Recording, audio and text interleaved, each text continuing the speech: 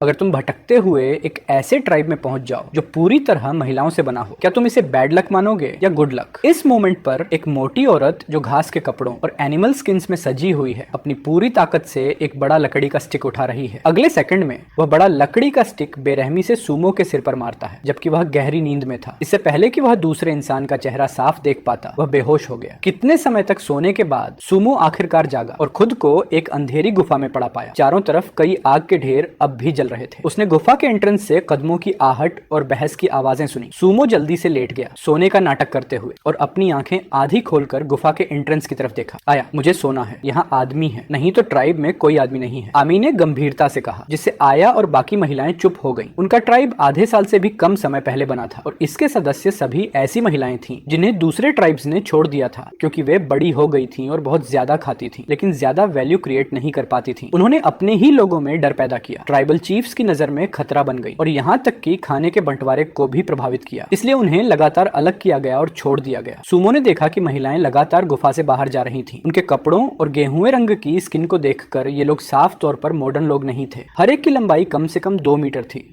लंबे पतले पैर और भरे हुए शरीर के साथ। भले ही उन्होंने अपने प्राइवेट पार्ट्स को एनिमल स्किन्स और घास से ढका हुआ था, सूमो फिर भी उनके ताकतवर शरीर से डर गया। लेकिन वह एक आदमी है, ये खतरनाक है। अगर वह किसी दूसरे ट्राइब से है तो हम खतरे में होंगे। आया ने कुछ पल सोचा, फिर सूमो के पास आई, नीचे बैठी और मेहनत से उसका बैकपैक उठाकर उसे खिलौने की तरह घुमाया। उसका ट्राइब बहुत मजबूत है, हम खतरे में होंगे। अमई ने जमीन पर पड़े सूमो को अनिच्छा से देखा। हालांकि वह कद में छोटा था, लेकिन बहुत हैंडसम, साफ, और उससे एक अच्छी खुशबू आ रही थी। उसे यह आदमी बहुत पसंद आया। मेरी माँ ने एक बार कहा था कि एक औरत के लिए बिना आदमी के जीना मुश्किल होता है। अपनी माँ की बात याद करते हुए अमई का दिल तेज धड़कने लगा जब उसने सूमो को देखा। बिना ज्यादा सोचे उसने उसे बेहोश किया और वापस ले आई। जैसे ही वह उस आदमी की अच्छी तरह देखभाल करने वाली थी, आया ने उसे रोका। हालांकि अगर वह रहने को तैयार है तो हम उसे रख सकते हैं। आया की आवाज असामान्य रूप से गंभीर थी। ये सिर्फ ट्राइब के फ्यूचर के बारे में नहीं था, बल्कि उनके सर्वाइवल के बारे में भी था। एमी ने सिर हिलाया, हाथ बढ़ाया और सूमो को हिलाया, उसे जगाने की कोशिश करते हुए। सूमो आखिरकार अपनी स्थिति समझ गया और अपने सामने की रियलिटी को स्वीकार कर लिया।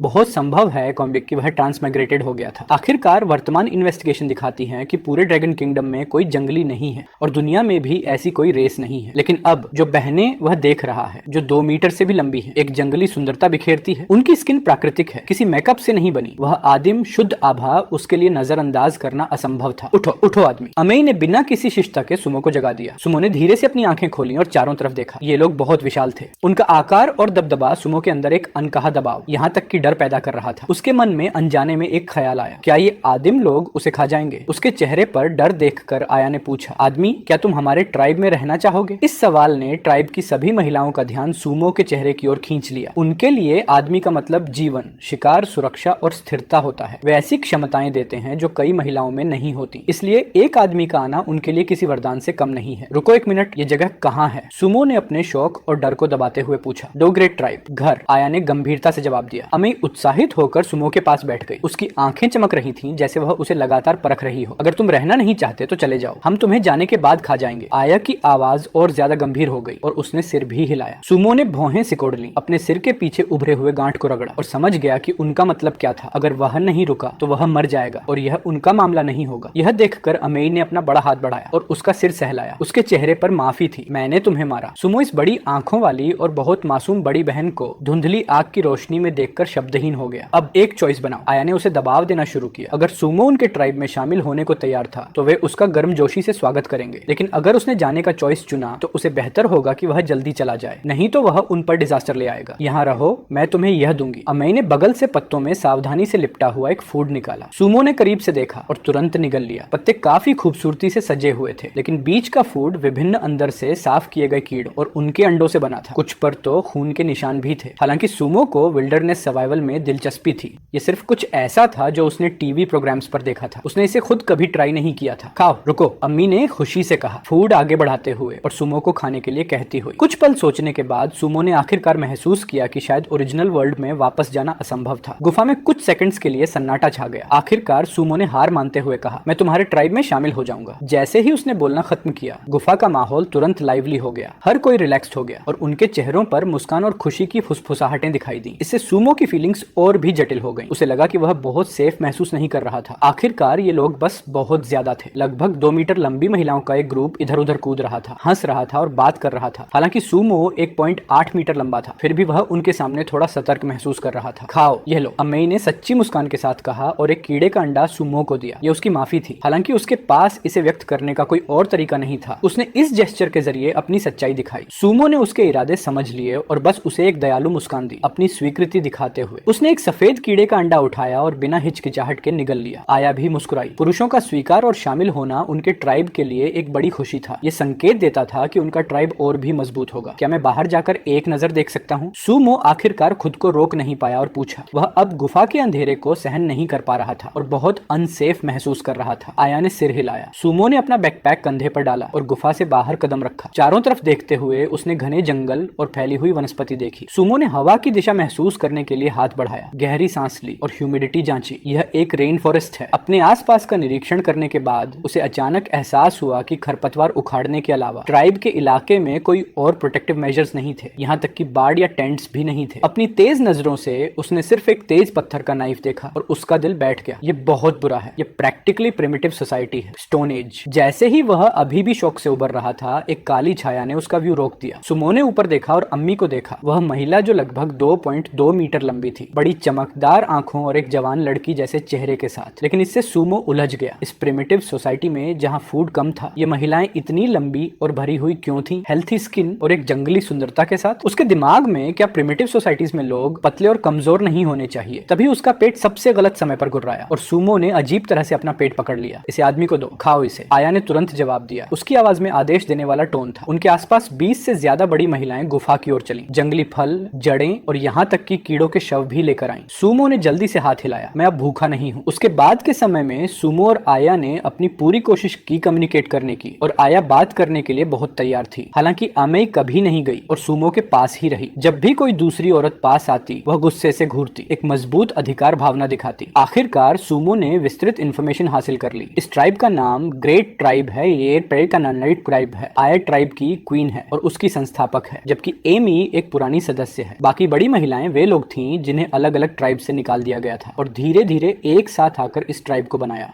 हालांकि बड़ा ट्राइब अब एक गंभीर फूड शॉर्टेज का सामना कर रहा है। बारिश का मौसम अभी खत्म हुआ था और उनके पास पर्याप्त फूड रिजर्व्स नहीं थे। आसपास इकट्ठा किए जा सकने वाले जंगली फल और जड़ें लगभग पूरी तरह से खत्म हो चुकी थी। जीवित रहने के लिए उन्हें शिकार करने में मदद के लिए पुरुषों की जरूरत थी, नहीं तो उन्हें भूखे घूमना पड़ेगा। लेकिन घूमना मतलब मौत था। हालांकि बारिश का मौसम खत्म हो गया है। बारिश किसी भी समय वापस आ सकती है। अगर वे नया हैबिटेट नहीं ढूंढ सकते, आग नहीं बना सकते या अपने रिलोकेशन के दौरान फूड हासिल नहीं कर सकते, तो अंत में वे ठंडी बारिश में डूब जाएंगे और मर जाएंगे। अब जब वह ट्राइब में शामिल हो गया था और उनकी उम्मीद बन गया था, सूमो जानता था कि भले ही उसे शिकार करना नहीं आता, उसे कोशिश करनी होगी। मैं शिकार कैसे करूं? सूमो खड़ा हो गया। आया और अम्मी की आंखें प्रशंसा से चमक उठी। उनकी नजर में सिर्फ पुरुष ही उन भयंकर और चालाक जानवरों को संभाल सकते थे। सूमो याद करने लगा। अचानक उसे याद आया कि अम्मी के उसे मारने से पहले उसने जैसे कोई पैनल देखा था। एक विचार उसके दिमाग में आया और उसे एक्साइटमेंट की लहर महसूस हुई। वह जानता था कि सिर्फ मॉडर्न नॉलेज के सहारे वह इस प्रिमिटिव सोसाइटी में सरवाइव नहीं कर सकता। जंगल में हर जगह खतरा छिपा था। जंगली जानवर, जहरीले कीड़े और फूड चेन की क्रूरता किसी भी समय उसकी जान को खतरे में डाल सकती थी। कंट्रोल पैनल उसकी सर्वाइवल की कुंजी था। एक विचार सूमो के दिमाग में चमका और तुरंत उसके सामने एक लाइट स्क्रीन दिखाई दी। Current location, intelligence gather today. 100 pound का यंगजी एलिगेटर पूर्व की ओर 1 किलोमीटर दूर एक दलदल में थकान से मरा हुआ पाया गया। 2 रसीले फीजेंट्स का एक ग्रुप पश्चिम की ओर 400 मीटर दूर एक खुले घास के मैदान में भोजन खोजने के लिए रुका है और लगभग 1 घंटे तक रहेगा। इस इंफॉर्मेशन को देखकर सूमो चौंक गया। यह बिल्कुल वही इंटेलिजेंस था जिसकी उसे जरूरत थी। इंफॉर्मेशन के आधार पर सूमो ने स्थिति का तेजी से आकलन करना शुरू किया। पहले हालांकि यंगसे एलिगेटर, जो पूर्व की ओर 1 किलोमीटर दूर स्थित था, ज्यादा दूर नहीं था। वह आसपास के एनवायरनमेंट से परिचित नहीं था और जल्दबाजी में काम करना बहुत रिस्की होता। जहां तक 3 ब्लैक पैंथर्स और विशाल टाइगर के बीच लड़ाई की बात है, हालांकि यह सुनने में एक्साइटिंग लगती थी, यह साफ तौर पर ज्यादा खतरनाक थी। तुलना में सूमो रसीले फीजेंट्स के झुंड को पकड़ना पसंद करता था। लेकिन लेकिन मैं उन्हें कैसे पकड़ूं? सुमो खुद से बुदबुदाया। सोचते हुए उसने पूरे ट्राइब की तरफ देखा। सभी 23 बड़ी महिलाएं उसे उम्मीद भरी नजरों से देख रही थीं। सुमो को अचानक प्रेशर की लहर महसूस हुई। आखिरकार इन बड़ी महिलाओं को खाना खिलाना कोई छोटी बात नहीं थी। एक चिकन शायद उनमें से हर एक के लिए बस काफी होता, लेकिन पर्याप्त फेजेंट्स पकड़ने के लिए उसे कम से कम 20 पकड़ने होंगे। उनकी स्वीकृति और भरोसा पाने के लिए वह जानता था कि उसे कुछ करना होगा। मुझे उम्मीद है कि इस शिकार में हर किसी को थोड़ा मीट मिल सके, सुमो ने चुपचाप प्रार्थना की। इतने महत्वपूर्ण टास्क का सामना करते हुए वह जानता था कि यह सिर्फ एक शिकार नहीं था, बल्कि उसके लिए ट्राइब के भीतर अपनी आवाज पाने का एक मौका भी था। भले ही वह 20 से ज्यादा नहीं पकड़ सके, उसे कम से कम 10 पकड़ने की कोशिश करनी होगी ताकि वह अपनी वर्थ साबित कर सके। सुमो ने गहरी सांस ली और तैयारी शुरू की। उसने अपना बैकपैक खोला और जल्द ही एक फिशिंग नेट, कुछ जूतों के फीते और एक तेज नाइफ निकाला गया। ये चीजें मूल रूप से उसने वाइल्डनेस सर्वाइवल शो में यूज के लिए तैयार की थी, लेकिन अनपेक्षित रूप से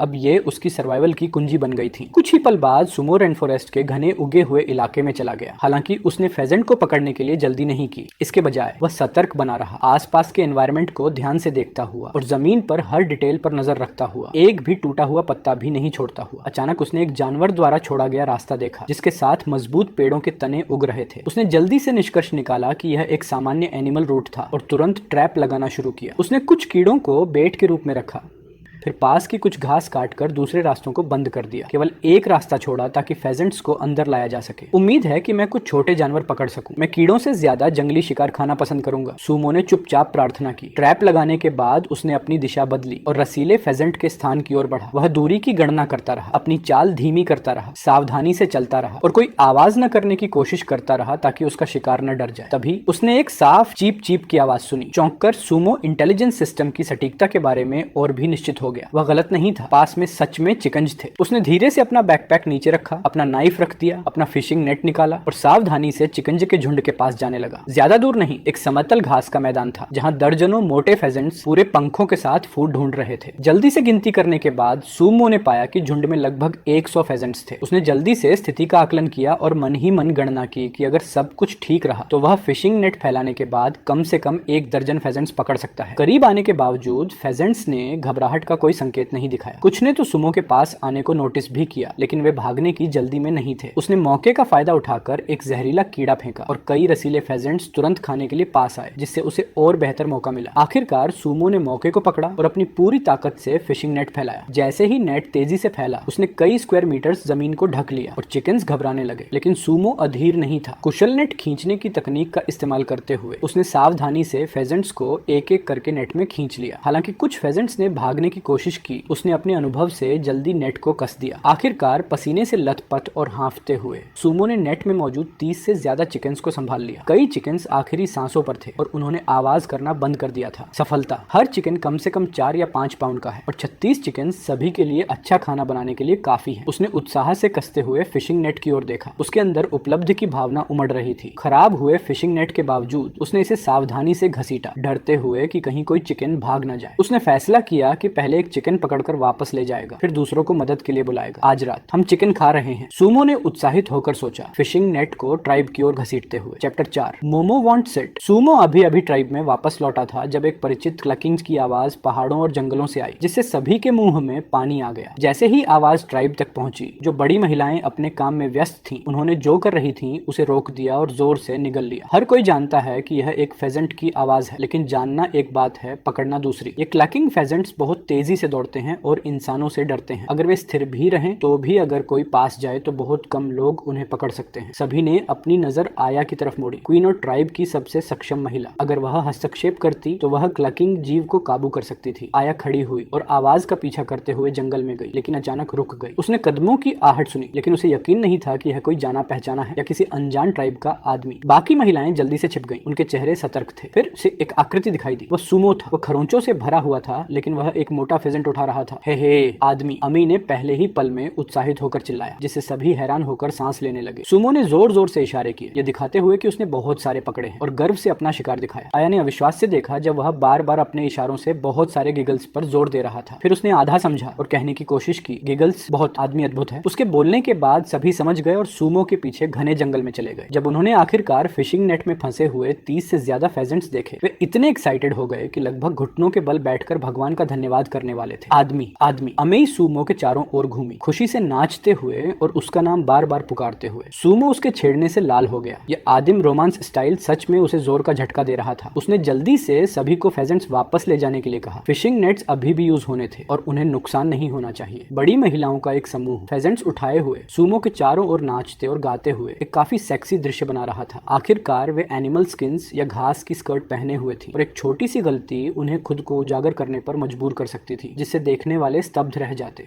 आया ने तेजी से प्रतिक्रिया दी, नहीं, चिल्लाते हुए, और उनमें से एक को जमीन पर लात मार दी। वह महिला शर्माते हुए मुस्कुराई, फेजेंट किसी और को दे दिया और नीचे बैठकर अपने कपड़े ठीक करने लगी। दूसरी तरफ अमेई सुमो के सामने एक बिल्ली के बच्चे की तरह खड़ी हो गई, उसे फिर से देखने से रोकते हुए, गुस्से और नखरे दोनों के साथ। उसकी सुरक्षा में रहते हुए सुमो चुपचाप इन महिलाओं के व्यवहार के पीछे के लॉजिक का विश्लेषण कर रहा था। आदिम समाजों में भी वे अपने शरीर को ढंकना जानते थे। यह दिखाता है कि इन लोगों में पहले से ही शर्म की भावना और कुछ नियम मौजूद थे। आया ने न केवल गुस्से में उन्हें रोका, बल्कि सोच समझकर पत्तों का यूज करके उस महिला के शरीर को ढक दिया, एक काफी ध्यान रखने वाला इशारा। सुमो ने सोचा कि वे उन आदिम लोगों से काफी अलग थे जिनकी उसने कल्पना की थी। उनका रूप और शरीर का अनुपात मॉडर्न लोगों से भी ज्यादा संतुलित था। उसने यह भी नोटिस किया कि अम्मी जानबूझकर बहुत करीब खड़ी थी और यहाँ तक कि मुड़कर उसे झांक रही थी, साफ तौर पर किसी तरह का सिग्नल भेजने की कोशिश कर रही थी। क्या यह कोई फायदा नहीं है? क्या वह मेरा पीछा कर रही है? सुमो चलते हुए सोच रहा था। उसने उनसे कम्युनिकेट करने की कोशिश की। मेरा नाम सुमो है, मैं घर जा रहा हूँ। मोमो, घर जाओ, सोने जाओ। अम्मी ने मासूमियत से जवाब दिया, जिससे सुमो पूरी तरह उलझ गया। आया ने उसका नाम दोहराया और फिर ट्राइब की बड़ी महिलाएं सभी उसे मोमो बुलाने लगी। सुमो ने बेबसी से मुस्कुराया और केवल इसे स्वीकार कर सकता था। ठीक है, मोमो भी ठीक है। ट्राइब में वापस लौटने के बाद सुमो ने सभी से कहा कि फीजेंट्स को गुफा में डाल दें और फिलहाल उन्हें न खाएं। उन्हें कैद में पालने की तैयारी में। उन्हें खा लिया तो वे खत्म हो जाएंगे। उन्हें जिंदा रखना ज्यादा फायदेमंद है। सुमो ने कहा जब वह गुफा से बाहर पेड़ की शाखाएं काटने गया। वह एक साधारण बाड़ बनाना चाहता था ताकि गुफा को घेर सके, जिससे भविष्य में चिक्स पालना आसान हो सके। बुनाई करते समय उसे अचानक एहसास हुआ कि उसके पास पर्याप्त जूतों के फीते नहीं थे। ये बहुत बेकार था और वे बहुत छोटे थे। उसने अपने पास खड़ी आया की तरफ देखा। रस्सी, मुझे कुछ रस्सी दो। आया ने खाली नजरों से सिर हिलाया, साफ तौर पर शब्द को नहीं समझ रही थी।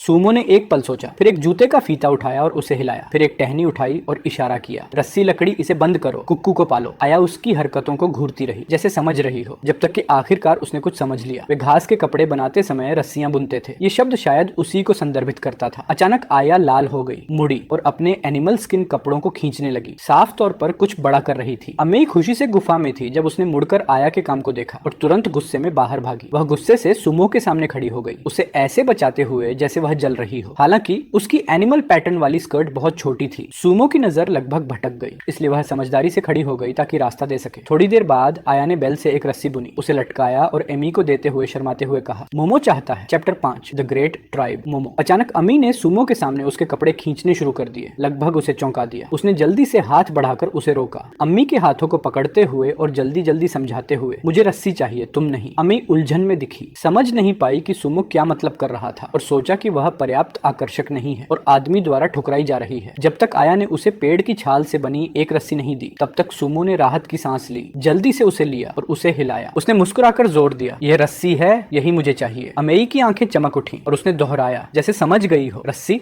तुम्हें चाहिए? हाँ, मुझे चाहिए। सुमो ने सिर हिलाया और बोलते हुए उसने बुनी हुई बाड़ को उठाया ताकि उसे गुफा के एंट्रेंस से तुलना कर सके। सुमो के काम को देखकर अमे और आया आखिरकार समझ गए कि रस्सी का यूज इन चीजों को बुनने के लिए होता है। उन्होंने पहले कभी इन टूल्स का नाम नहीं रखा था और जब जरूरत होती थी तो बस पेड़ की छाल फाड़ लेते थे। कभी यह सोचते नहीं थे कि उन्हें क्या बुलाना है। अब जब सुमो ने कहा तो रोप शब्द को स्वीकार करना समझ में आया। आया ने बस अपनी बहनों को स्टोन नाइव्स का यूज करके शाखाएं, बेलें और छाल इकट्ठा करने के लिए बुलाया, एक बड़े हार्वेस्ट की तैयारी करते हुए। वे इसमें इतने कुशल थे कि उन्होंने जल्दी ही काफी सारी रस्सियां बुन ली। सुमो तुरंत काम में लग गया, गुफा के एक कोने के चारों ओर लकड़ी की बाड़ बनाते हुए, ताकि फेजेंट्स अंदर रहें। हालांकि ये फेजेंट्स शोर मचाते हैं और साथ में रहना थोड़ा कैओटिक हो सकता है। गुफा उनके लिए काफी स्पेशियस है। उसके लिए ये फेजेंट्स सिर्फ फूड नहीं है, बल्कि एक फ्यूचर प्रोटीन प्रोडक्शन लाइन भी है। एक बार जब वे अंडे देना शुरू कर देंगे, हमें फूड की चिंता नहीं करनी होगी। दोपहर तक सभी काम से हाफ रहे थे और आया थकी हुई लग रही थी। सुमो ने जल्दी से प्रोसेस तेज किया, बाड़ का आखिरी हिस्सा पूरा करते हुए। चिक्स ने सहयोग किया और एक भी नहीं भागा। मोमो, मुझे भूख लगी है, अम्मी अचानक करीब झुकी, एक नखरीले टोन में कहते हुए। सुमो स्तब्ध रह गया, यहाँ तक कि गुफावासी भी क्यूट एक्ट कर सकते हैं। ये सच में आंखें खोलने वाला था। आया ने भी धीरे से सिर हिलाया। मोमो, मुझे भूख लगी है। चलो खाएं। खाओ खाओ हे। लोगों का एक ग्रुप उसे उम्मीद से देख रहा था। उनके पेट भूख से गरज रहे थे। सुमो ने पहले से योजना बनाई थी कि सभी को कुछ खाने को देगा, इसलिए वह एनक्लोजर में कूद गया और चिक्सन्स पकड़ना शुरू कर दिया। ये लोग बेहद मोटे थे और धीरे चलते थे। वह अपनी कलाई के एक झटके से आसानी से एक पकड़ सकता था और कुछ ही समय में उसने 16 पकड़ ली। जब उसने आखिरी चिकन आया को दिया, उसने गंभीरता से बचे हुए चिकन की ओर इशारा किया। इन्हें नहीं खाना, इन्हें पालने के लिए रखो। आया ने सिर हिलाया जैसे समझ गई हो और दोहराया, नहीं खाया जा सकता। खैर, यही लगभग विचार है। कम से कम उसने समझ लिया कि यह प्रजनन के लिए है। हालांकि गुफा थोड़ी अंधेरी थी। सुमो अभी भी आया के दिल धड़काने वाले शरीर को देख सकता था। उसने जल्दी से अपना ध्यान हटाया। आया का हाथ पकड़कर उसे गुफा के एग्जिट की ओर खींचा, लेकिन अप्रत्याशित रूप से उसने शर्माते हुए उसे झटक दिया। तुरंत बाद अम्मी ने यह देखा और गुस्से में दौड़ती हुई आई, सुमो का रास्ता रोकते हुए। उसने नाखुशी से कहा, मोमो मेरा आदमी है, आया तुम नहीं कर सकती। आया ने जल्दी से समझाया, कोई मोमो नहीं, घबराई हुई दिखते हुए। अजीब माहौल देखकर सुमो ने जल्दी से हाथ हिलाया, नहीं, मोमो ग्रेट ट्राइब का आदमी है, तुम में से किसी एक का नहीं। जैसे ही उसने बोलना खत्म किया, अम्मी और आया स्तब्ध रह गईं। उनके चेहरे साफ कह रहे थे, तुम क्या मतलब है? सुमो ने गंभीरता से कहा, सुमो सबका है, सिर्फ अम्मी या अय्या का नहीं, वह पूरे ट्राइब के आदमी का है। वह पहले ही समस्या समझ चुका था। ये दोनों बड़ी बहनें उसे पहले ही अपना आदमी मान चुकी थी, इसलिए उसने एक हाथ में आया का हाथ लिया और दूसरे में अम्मी का और उन्हें गुफा से बाहर ले गया। दोनों गहराई से लाल हो गईं, क्योंकि ट्राइब में हाथ पकड़ना एक रोमांटिक संबंध का संकेत था। एक आदमी केवल एक महिला का हाथ पकड़ सकता था, जब तक कि वह ट्राइब में सबसे मजबूत न हो।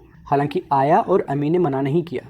उनकी नजरों का संपर्क साफ तौर पर प्रतिस्पर्धा की भावना दिखा रहा था। सुमो ने उन्हें नजरअंदाज किया और उन्हें चिकन फेदर्स के ढेर तक ले गया ताकि उन्हें इकट्ठा किया जा सके। इन फेदर्स का यूज बाद में एरोस और कपड़े बनाने के लिए किया जा सकता है, इसलिए इन्हें बर्बाद नहीं किया जा सकता। 10 से ज्यादा चिक्सन्स द्वारा छोड़े गए फेदर्स काफी मात्रा में थे और सुमो ने उन्हें दबाने और स्टोर करने के लिए एक छायादार जगह ढूंढी। फिर उसने आया से कहा, मैं शिकार करने जा रहा हूँ। उसे देखना था कि उसने जो ट्रैप्स लगाए थे उन्होंने कोई रिजल्ट दिया है या नहीं। वह सबसे अच्छे मौके को नहीं चूक सकता था। आया ने सिर हिलाया, हमारे पास पर्याप्त शिकार है। अम्मी ने भी विरोध किया, खाओ, सोने जाओ। सुमो निरुत्तर रह गया, तुम लोग पूरे दिन बस सोना चाहते हो, उसने जवाब दिया, उनके शब्दों की नकल करते हुए। शिकार? तुम ट्राइब में हो, देखो। हे। उनके विरोध का इंतजार किए बिना वह मुड़ा और घने जंगल में गायब हो गया। वह जानता था कि रेन फॉरेस्ट का मौसम अप्रत्याशित है और बारिश के मौसम में फूड कम होता है, इसलिए उसे पहले से तैयारी करनी होगी। पहला ट्रैप खाली था और दूसरा भी छुआ नहीं गया था। 8वें तक पहुंचने पर ही उसे आखिरकार एक सुखद आश्चर्य मिला। 20 पाउंड से ज्यादा वजन वाली एक बड़ी छिपकली ट्रैप में दिखाई दी। उसकी जीभ बाहर निकली हुई थी क्योंकि वह उसे घूर रही थी। सुमो ने अपना पसीना पोंछा और कड़वी मुस्कान दी, तुम थर्ड सिस्टर इन लॉ हो, है ना? ज्यादा हिचकिचाहट के बिना उसने अपना नाइफ निकाला और सीधे उसके सिर पर वार किया। जंगल का कानून योग्यतम की सर्वाइवल को निर्धारित करता है, यहाँ तक कि पिछले रिश्ते भी तुम्हें नहीं रोक सकते। अपने मॉडर्न नॉलेज के साथ उसने जल्दी से जानवर की खाल उतारने और अंदर साफ करने की पूरी प्रोसेस पूरी कर ली। उसने अंदरूनी अंगों को भी काट दिया और उन्हें दूसरे ट्रैप में बेट के रूप में यूज किया। बड़ी छिपकली को वापस ले जाते हुए सुमो मुस्कुराए बिना नहीं रह सका। आज की कमाई बेहद भरपूर थी। हालांकि वह हिचकिचाने लगा, सोचते हुए कि क्या उसे सोने से पहले खुद को धो लेना चाहिए। हालांकि गुफा अच्छी थी। एमी लगभग 2 मीटर लंबी थी और 200 पाउंड वजन की थी। Chapter 6, sleeping. सुमो उस साधारण लेकिन जीवन ट्राइब में वापस लौटा, अपने कंधे पर 20 जिन छिपकली का मांस का भारी बोझ लेकर, जिसने ट्राइब की कई महिलाओं का ध्यान खींचा। वह वीरता भरा आभा जो वह बिखेर रहा था, जैसे कोई जंगली से शिकार वापस ला रहा हो, उनकी नजर में आग से भी ज्यादा प्रज्वलित थी। उसकी पुरुष ऊर्जा स्पष्ट थी। सुमो के आने के बाद से ट्राइब के आहार में गुणात्मक छलांग आई थी। कीड़ों, जंगली फलों और जड़ों को अलविदा कहकर और आखिरकार असली मांस खाने में सक्षम होना। यहाँ तक कि आया, जो पूरे समय शांत रही थी, अब उसे जटिल भाव से देख रही थी। उसकी आंखों में अब प्रशंसा और जिज्ञासा का मिश्रण दिख रहा था। दूसरी तरफ अम्मी खुशी से उसके आसपास घूम रही थी, मुस्कुराते हुए छिपकली का मांस स्वीकार करते हुए, प्यार से पुकारते हुए, मोमो मोमो। सुमो बस मुस्कुराया और मांस वापस ले लिया। उनके स्टोन नाइव्स इसे काट नहीं सकते थे। उसने एक तेज नाइफ निकाला और छिपकली के मांस को लगभग 3 उंगलियों चौड़े छोटे टुकड़ों में काट दिया, ताकि बाद में उन्हें सींक पर लगाकर धीरे धीरे भुना जा सके। आया ने तो उसने पकड़ा हुआ फेजेंट भी नहीं काटा था। उसने उसे सीधे आग में फेंक दिया, जिससे सुमो चौंक गया और जल्दी से उसे बचा लिया। फिजेंट को साफ करने के बाद उसने उसे टुकड़ों में काटा, शाखाओं से उन्हें सींक में पिरोया और आग के पास धीरे धीरे भुना, जिससे एक सुगंधित खुशबू निकलने लगी। इस मोमेंट पर ट्राइब की महिलाएं स्तब्ध रह गईं। उन्होंने कभी नहीं सोचा था कि मांस को इस तरह प्रोसेस किया जा सकता है, बिना इसे सीधे आग पर भूनने के। वे यह देखकर हैरान थीं कि भूनने से पहले टुकड़ों में काटना का यह तरीका न केवल ज्यादा समृद्ध सुगंध देता है, बल्कि बाहर को जलने से भी रोकता है, जबकि अंदर कच्चा नहीं रहता। ये जैसे एक नई दुनिया खुल गई हो। इसी वजह से सभी सुमो के नाइफ से बेहद ईर्ष्या कर रही थी। उनकी आंखें चमक रही थी। सुमो ने नोटिस किया कि वे सब कुछ आग में फेंकने का कारण मूल रूप से यह था कि उनके पास उपयुक्त टूल्स की कमी थी, न कि वे बेहतर मेथड्स नहीं जानते थे। हालांकि स्टोन एज से मेटलर्जिकल एज तक कूदना कम समय में इक्विपमेंट और रिसोर्सेज के बिना अवास्तविक था। अभी सबसे महत्वपूर्ण चीज यह है कि हर दिन फूड सुनिश्चित किया जाए और फिर धीरे धीरे तकनीकी डेवलपमेंट और सर्वाइवल सेफ्टी पर विचार किया जा सकता है। बड़ा ट्राइब वर्तमान में केवल एक गुफा में रहता है और सुमो वास्तव में काफी असहज है। अगर वे जंगली जानवरों से सामना करते हैं तो परिणाम अकल्पनीय होंगे। सोचते हुए कि मुझे कल इस इलाके की पूरी तरह पेट्रोल करनी चाहिए ताकि यह सुनिश्चित हो सके कि आसपास कोई टाइगर या लियोपर्ड नहीं है, नहीं तो मैं पूरी रात शांति से नहीं सो पाऊंगा। आग के पास चिकन की स्किन गर्मी में चटक रही थी और छिपकली का मांस अपनी तैलीय खुशबू छोड़ने लगा, जिससे हवा में मुंह में पानी लाने वाली सुगंध भर गई। जैसे ही शाम ढली, ट्राइब की बड़ी महिलाएं आग के चारों ओर इकट्ठा हो गईं। उनके चेहरे उम्मीद से भरे हुए, उनकी आंखें भुनते हुए मांस पर टिकी हुई थी। उनकी उत्सुकता देखकर सुमो ने उन्हें जल्दबाजी न करने को कहा, पहले अंगारों को अलग करने के लिए ताकि गर्मी बराबर फैले, और फिर एक पल सोचने के बाद अपने बैकपैक से सॉल्ट का एक बैग निकाला। यह 500 ग्राम्स रिफाइंड सॉल्ट है, सबसे कीमती सप्लाईज में से एक जो वह लाया था, क्योंकि अगर इंसान लंबे समय तक सॉल्ट नहीं लेते तो वे कमजोर और शक्तिहीन हो जाते हैं। इन ऊर्जावान महिलाओं से धोखा मत खाओ, वे वास्तव में चिकन संभालते समय काफी संघर्ष करती हैं। उनकी पुरानी सॉल्ट की कमी उनके बड़े आकार के साथ मिलकर इसका मतलब था कि वे औसत इंसान से कहीं ज्यादा एनर्जी खर्च करती थीं और उनका कुपोषण कम इफिशिएंसी की ओर ले जाता था। इसलिए दूसरे ट्राइब्स द्वारा उन्हें भगाया जाना शायद बुरा इरादा नहीं था, बल्कि रिसोर्स एलोकेशन की सीमाओं के कारण एक मजबूर उपाय था। इस दुनिया में जहां सर्वाइवल ताकत पर निर्भर करता है, केवल वही जो फूड पा सकते हैं, उन्हें जीने का अधिकार है, यहाँ तक कि बच्चे भी। सुमो ने चिकन स्क्यूअर्स वाली शाखा उठाई और कोई भी आगे बढ़कर उसे छीनने नहीं आया। सभी उसे चुपचाप देख रहे थे। उनकी आंखें सम्मान और उम्मीद से भरी थी, क्योंकि इस ट्राइब में केवल सबसे मजबूत ही फूड के वितरण का फैसला कर सकता है। जो देता है उसे खाने का अधिकार होता है। ये वास्तविकता है, सर्वाइवल का एक कठोर लेकिन असहाय कानून। उसने चिकन पर थोड़ा सॉल्ट छिड़का, जिससे वह और भी सुगंधित हो गया, और उसे अमेई को दे दिया, जंगल में उसकी मदद के लिए धन्यवाद के रूप में। अगर वह समय पर नहीं आई होती तो शायद वह जिंदा वापस नहीं आ पाता। अमी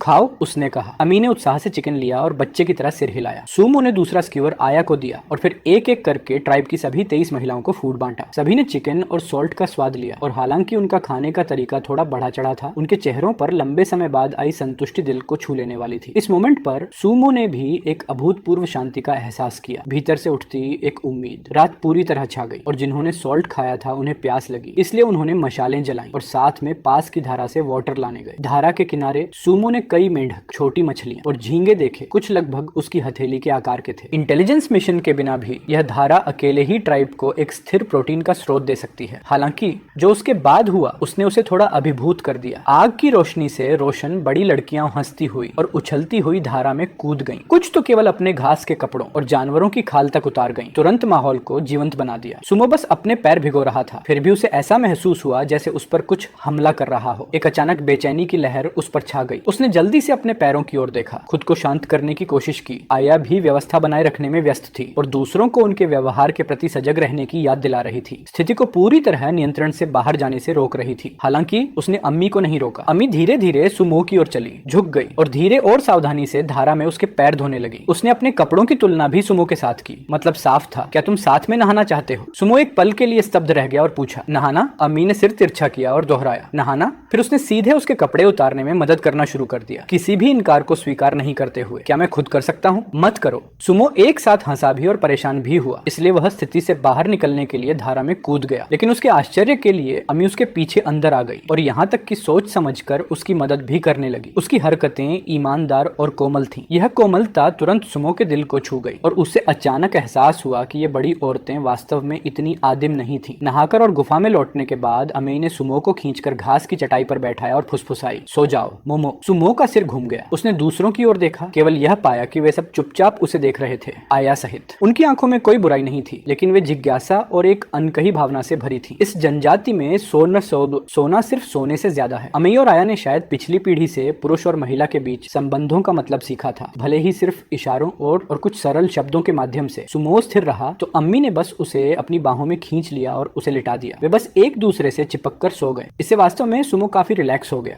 हालांकि वह अभी भी थोड़ा शर्मिंदा था। उसने अब विरोध नहीं किया। नरम आलिंगन में लेटे हुए उसने अचानक समझा कि हालांकि यह जनजाति कठोर थी, इसमें गर्माहट भी थी। अमेई ने अपनी आंखें बंद की और धीरे से बुदबुदाई, मोमो तुम बहुत अच्छे महकते हो। अध्याय 7। अगर वह नहीं मरता तो सुमो ही मरेगा। सुबह की पहली रोशनी गुफा में घुस आई। हवा घास की नमी की खुशबू और पिछली रात के भुने हुए मांस की बाकी महक से भरी थी। सुमो गुफा के प्रवेश पर बैठा था, थोड़ा स्तब्ध महसूस कर रहा था, जैसे वह किसी सपने में हो जो वास्तविकता से अलग हो। यह उसका पहली बार था जब उसने एक आदिम जंगल में रात बिताई थी। आसपास कोई रोशनी या बिस्तर नहीं थे, फिर भी उसने एक ऐसी सुरक्षा महसूस की जो उसने पहले कभी नहीं महसूस की थी। मोमो, अम्मी की आवाज उसके पीछे से आई। वह एक हल्की मुस्कान के साथ उसके पास आई। सुमो को थोड़ा अपराध बोध महसूस हुआ और उसने उसकी आंखों में देखने की भी हिम्मत नहीं की, खासकर उसकी मजबूत लेकिन गोरी जांघों की ओर। अम्मी सच में मासूम है। पिछली रात जब उसने सोना कहा तो उसका मतलब सच में सोना था, बस उसे पकड़कर सोना। दूसरी तरफ सुमो थोड़ा बहक गया था और सोने से पहले खुद को कंट्रोल नहीं कर पाया, बेहद शर्मिंदा महसूस कर रहा था। मोमो खाओ। अमई ने पिछली रात का बचा हुआ भुना हुआ चिकन निकाला और मुस्कुराते हुए उसे दिया। वह मुस्कान अपनी बहन जैसी कोमलता के साथ सुमो को और ज्यादा शर्मिंदा कर गई। उसने सिर झुका लिया और अपना मांस चबाने लगा। एक शब्द भी कहने की हिम्मत नहीं की। खाते हुए उसने दूर बैठी आया की ओर देखा और झिझकते हुए कहा, आया, रस्सी, शाखाएं, जंगली फल। आया एक पल के लिए चौंकी, फिर सिर हिलाया। तुरंत आज की योजना समझ गई। पहले रस्सी बुनना, फिर शाखाएं इकट्ठा करना और अंत में फल तोड़ना। जहां तक सुमो का सवाल है, वह आज भी शिकार पर जाने के लिए जिम्मेदार था, जो अब भी उसकी सबसे कुशल क्षमता थी। हालांकि उसके बगल में बैठी अम्मी उसे थोड़ा शर्मिंदा कर रही थी। वह पिछली रात की छोटी घटना छुपा नहीं सकता था। मुख्य रूप से अम्मी इतनी गहरी नींद में सो रही थी और उसे इतनी कसकर पकड़े हुए थी कि सुमो खुद को रोक नहीं पाया, खासकर क्योंकि यह पहली बार था जब उसने ऐसा कुछ अनुभव किया था। लेकिन अंत में यह इतना बुरा नहीं था। वास्तव में कुछ नहीं हुआ। ज्यादा से ज्यादा उसकी टांगें थोड़ी कमजोर थीं दबने से। यह सोचकर सुमो ने अपनी चिंता छोड़ने का फैसला किया, सिर उठाया और गंभीरता से अम्मी से कहा, अम्मी, मैं शिकार पर जा रहा हूँ। ठीक है। अम्मी ने स्वाभाविक रूप से मुस्कुराया। उसने पिछली रात बहुत अच्छी नींद ली थी और खुद को बहुत ज्यादा रिलैक्स महसूस कर रही थी। सुमो जानता था कि उसे जिम्मेदारी लेनी होगी। वह एक बड़ी जनजाति में शामिल हो गया था और अम्मी को तंग किया था, इसलिए अब उसे बोझ उठाना होगा। हालांकि यह जगह साधारण थी, इसमें वास्तव में विकास की बड़ी संभावना थी। जब तक संसाधनों को स्थिर किया जा सकता है, कुछ भी संभव था। सुमो ने अपना बैकपैक कंधे पर डाला, अपना चाकू कसकर पकड़ा, व्यस्त बड़ी औरतों की ओर एक नजर पीछे डाली, हल्का सा सिर हिलाया और फिर घने जंगल में कदम रख दिया। जंगल अभी भी नम था, लेकिन सुमो पहले से ही इसकी जंगली प्रकृति से परिचित था। उसने अपना पर्सनल पैनल खोला ताकि इंटेलिजेंस चेक कर सके। 1, पूर्व की ओर 900 मीटर पर जंगली सुअर। 2, उत्तर पूर्वी धारा में 500 मीटर पर मछलियों का झुंड। 3, उत्तर पश्चिम में 900 मीटर, पास जाते ही पकड़ की गारंटी। 4, दक्षिण पश्चिम में 2 किलोमीटर, दोपहर 2 बजे के बाद एक मरता हुआ 100 पाउंड का यंगसे एलिगेटर दिखाई देगा। एक गहरी सांस लेते हुए उसने फिर से अपना ध्यान इंटेलिजेंस पर केंद्रित किया और आज के शिकार की दिशा का विश्लेषण शुरू किया। जंगली सुअर खतरनाक था, वह लापरवाही से नहीं जा सकता था। हालांकि यंगजे एलिगेटर में बहुत मांस था, ये बहुत दूर था और समय सही नहीं था। अब केवल धारा और पक्का उत्तर पश्चिम दिशा ही विकल्प बचे थे। मैंने आखिर पाया क्या? सुमो ने चलते हुए सोचा। यह निश्चित नहीं था कि यह खजाना था या जाल। वह कई जालों के पास से गुजरा जो उसने पिछली रात लगाए थे और आखिरकार 5वें जाल के पास उसने अपनी पकड़ देखी। 10 किलोग्राम से अधिक वजन की एक छिपकली हवा में लटकी हुई थी। यह अभी भी सांस लेती हुई लग रही थी, पूरी तरह मरी नहीं थी, इसलिए सुमो ने कुशलता से इसे निपटाया और बाद में उपयोग के लिए अपनी कमर पर लटका लिया। काम करते हुए वह सोचता रहा। यह वर्षावन वास्तव में संसाधनों से भरपूर था, जिसमें मांस, पौधे और पानी सब आसानी से उपलब्ध थे। लेकिन तकनीकी छलांग हासिल करने के लिए उसे खनिज संसाधनों की जरूरत थी, नहीं तो पिघलाने वाले औजार एक समस्या बन जाएंगे। फिर उसने अपने बैकपैक से एक साधारण मछली पकड़ने का जाल निकाला और पास की धारा की ओर चल पड़ा, कुछ और मछलियां पकड़ने का इरादा रखते हुए। धारा पर पहुंचकर वह यह देखकर खुश हो गया कि पानी में मछलियों का एक झुंड इकट्ठा था। कुछ का वजन 2 या 3 पाउंड, कुछ का 4 या 5 पाउंड। और तो और अनगिनत छोटी मछलियां और झींगे चारों ओर तैर रहे थे, लगभग आंखों को चकाचौंध कर रहे थे। अगर मेरे पास एक फिशिंग रॉड होती तो मुझे जीवन भर मछली की कमी नहीं होती। सुमो बुदबुदाया। उसके चेहरे पर गर्व की झलक थी।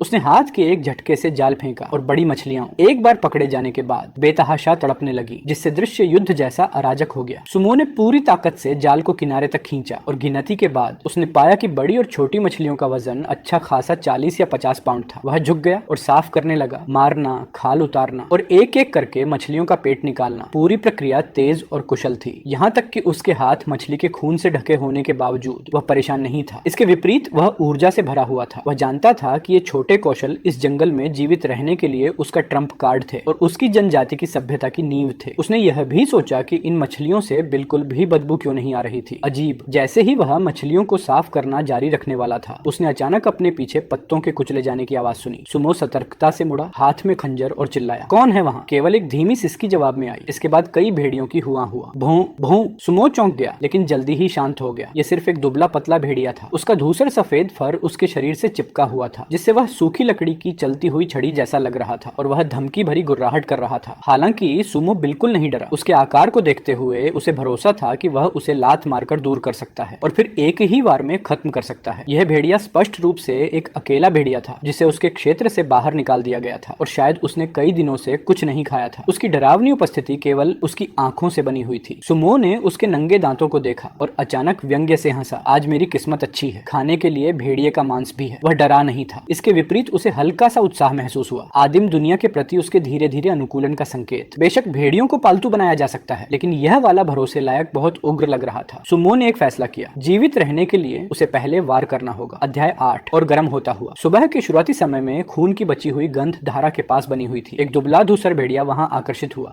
उसकी आंखें क्रूरता और भूख से भरी हुई थी। सुमो ने अपना खंजर कसकर पकड़ा। उसके पास एक लकड़ी की छड़ी थी। उसने लापरवाही से हमला नहीं किया, बल्कि गर्जना करके भेड़िए को उकसाने की कोशिश की, उम्मीद करते हुए कि वह पहले हमला करे। वह अच्छी तरह जानता था कि आसपास की मछली की गंध बहुत तेज थी, और अगर इसे जल्दी नहीं निपटाया गया तो यह और भी खतरनाक जंगली जानवरों को आकर्षित कर सकती थी। क्रोधित होकर धूसर भेड़िया दुबला होने के बावजूद अभी भी ऊंचा लड़ने का जज्बा रखता था। वह गर्जा और सुमो पर झपटा। इस महत्वपूर्ण क्षण में सुमो ने बेहद मजबूत लड़ाई की भावना को छोड़ा, अपने डर को दबाया, और उसका शरीर स्वाभाविक रूप से जवाबी हमला कर गया। उसने भेड़िए के चेहरे के किनारे पर जोर से लात मारी, और जैसे ही वह पीछे हटा उसने उसकी खोपड़ी पर डंडे से प्रहार किया, जिससे एक भारी थक की आवाज आई। भेड़िया गर्जा और लुढ़का, और सुमो उस पर झपटा। एक हाथ से उसके मुंह को दबाया और दूसरे हाथ में चाकू से उसकी गर्दन पर कई बार वार किया। खून फूटकर बाहर आया और चाकू बार बार घुसता गया। सुमो की आंखें लाल हो गईं, खून की नसें आंखों में भर गईं और माथे पर नसें उभर आईं। उसे पूरी तरह एक अलग इंसान जैसा बना दिया। उसे नहीं पता था कि उसने भेड़िए को कितनी बार मारा। उसे बस इतना पता था कि वह जमीन पर गिर गया, जोर जोर से सांस लेते हुए, जब तक कि धूसर भेड़िया पूरी तरह स्थिर नहीं हो गया। तू मेरे साथ जान की लड़ाई लड़ा, तुझे क्या लगता है तू जीत सकता है? उसने दांत भींचकर गुर्राया। उसकी बाहें कांप रही थीं और दिल जोर जोर से धड़क रहा था।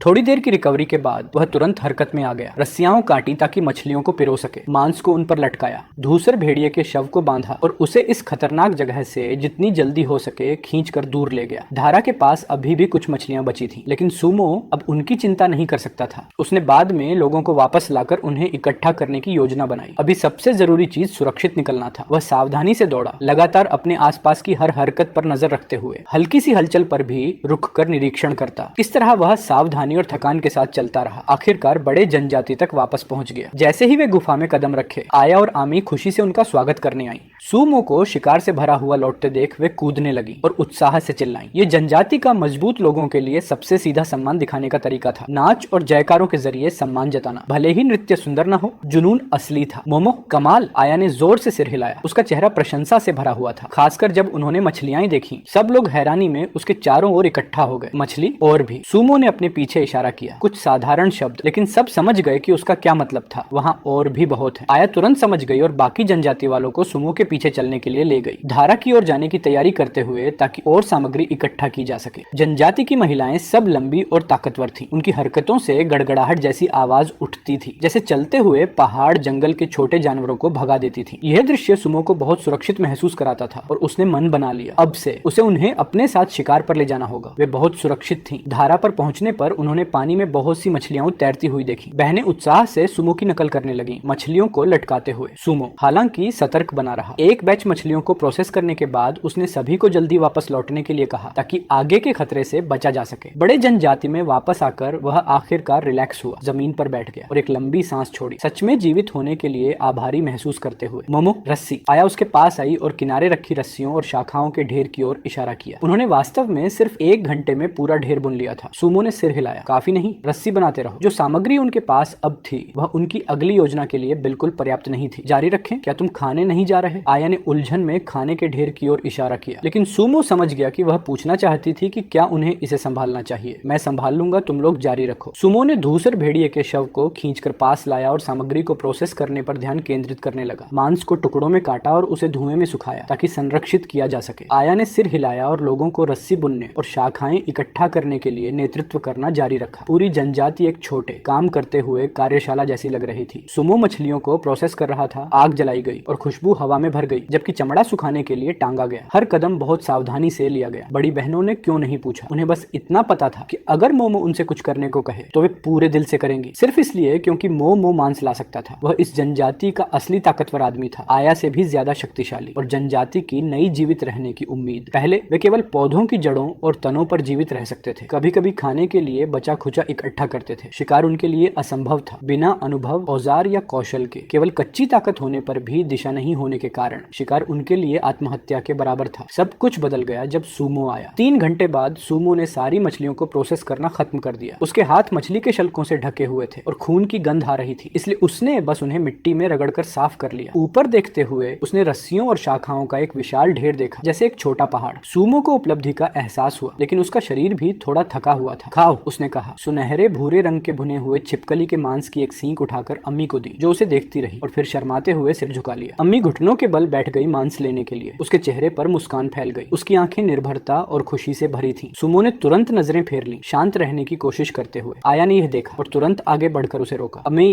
तुम नहीं कर सकती। अम्मी ने धीरे से जवाब दिया। मोमो, ठीक है। इस वाक्य ने आया को चुप करा दिया और सूमो समझ गया अम्मी पहले ही उसे अपना साथी मान चुकी थी। यह विश्वास स्वाभाविक और सीधा था, बिना किसी रस्म या वादे के, केवल सहज प्रवृत्ति और निर्भरता पर आधारित। इस समय सुमो ने सभी को बैठकर मांस खाने के लिए कहा, ताकि वे अपनी ऊर्जा फिर से भर सकें। लेकिन उसने देखा कि कुछ गड़बड़ है। महिलाएं खाते समय काफी बेचैन थीं, लगातार हिलती डुलती, ठीक से नहीं बैठ रही थीं और जानबूझकर या अनजाने में सुमो की ओर देख रही थीं। कुछ ने तो शर्मीली मुस्कान भी दिखाई, जबकि अन्य छेड़खानी भरे अंदाज में फुसफुसा रही थी, जैसे अपना आकर्षण दिखा रही हो। अम्मी गुस्सा हो गई, खड़ी हुई, लोगों की ओर इशारा किया और एक एक करके उन पर चिल्लाई, तुम नहीं कर सकती, तुम भी नहीं, तुम नहीं। आखिर में वह सुमो के सामने दौड़कर आ गई और अपने शरीर से बाकी सबकी नजर को रोक लिया। एक माँ चीते की तरह चौकन्नी जो अपने भोजन की रक्षा कर रही हो। सुमो ने बेबस होकर अपने सामने के आग जैसे डिनर सीन को देखा और अचानक उसे लगा कि जितना वह खा रहा है उतना ही उसे ज्यादा गर्म लग रहा है। अध्याय 9, बाढ़। सुमो भी एक आदमी है। पुरुष महिलाओं को पसंद करते हैं और महिलाएं पुरुषों को पसंद करती हैं। ये प्राचीन समय से लेकर आज तक चलता आ रहा है, बहुत पहले से उनके जीन में अंकित है। सुमो भी इसका अपवाद नहीं है। वह इस प्रवृत्ति को अस्वीकार नहीं करता, लेकिन वह अम्मी के चुनाव और उस पवित्रता का अधिक सम्मान करना चाहता है। मांस का भोजन आनंद लेने के बाद सुमो ने अपना मुंह पोंछा। उसकी नज़र बगल में करीने से रखी रस्सियों पर पड़ी, फिर दूर बैठी अय्या पर गई। अय्या जमीन पर बैठी थी, उसके दोनों लंबे मांसल पैर क्रॉस किए हुए, शांत और सुसंस्कृत दिख रही थी। वह वास्तव में इतनी बड़ी नहीं थी, लेकिन उसका परिपक्व और संतुलित आभा किसी को बड़ी बहन शब्द की याद दिलाती थी। सुमो ने मन ही मन सोचा, यह महिला स्मार्ट है और उसमें नेतृत्व के गुण हैं। अगर वह उसे कुछ मुख्य जीवित रहने के कौशल सिखा सके तो परिणाम निश्चित रूप से आधे प्रयास में 2 गुना होगा। अय्या, मैं तुम्हें सिखाऊंगा, सुमो ने कहा अपनी सलाह देते हुए।